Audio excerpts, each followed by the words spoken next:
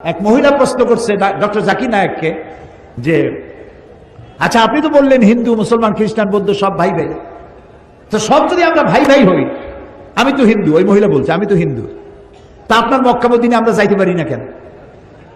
এটা কঠিন প্রশ্ন। আমি চিন্তা করলাম কি জবাব দেয়, আমার কাছেও জবাব আছে, কিন্তু উনি কি বলেন সেটা শোনা দরকার। উনি জবাব দিলেন, বোন আপনার বাড়ি কই? কই তো ইন্ডিয়ায়। জন্মস্থান কোথায়? এখানে। আমার জন্মস্থান এখানে।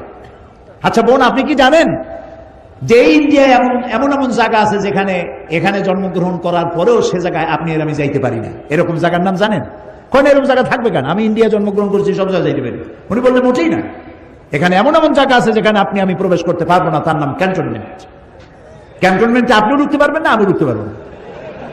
ক্যান্টনমেন্টে ঢুকবে যারা নিরাপত্তার দায়িত্বে, দেশ রক্ষার দায়িত্বে যারা আছে, যে কোনো মুহূর্তে ডাক দিয়ে বলে জান দেওয়ার জন্য, রক্ত দেওয়ার জন্য, জীবন দেওয়ার জন্য ঝাঁপায় পড়বে, সেসব সেনাবাহিনীর জন্যই ক্যান্টনমেন্ট তৈরি করা হবে। ওখানে আপনি আর আমি যাইতে পারবো না। ইসলামের একটা ক্যান্টনমেন্ট আছে, সেটার নাম মক্কা আর মদিনা। ওইখানে ওই সব লোকেরাই যেতে পারে যারা আল্লাহর জন্য জান দিতে পারে, মাল দিতে পারে, রক্ত দিতে পারে। প্রিয় বোন আপনিও যেতে পারবেন, আপনার পাসপোর্টে একটা ভিসা লাগান, ভিসার নাম লা ইলাহা ইল্লাল্লাহু মুহাম্মাদুর রাসূলুল্লাহ। কালকে আপনি মক্কা মদিনা চলে যান।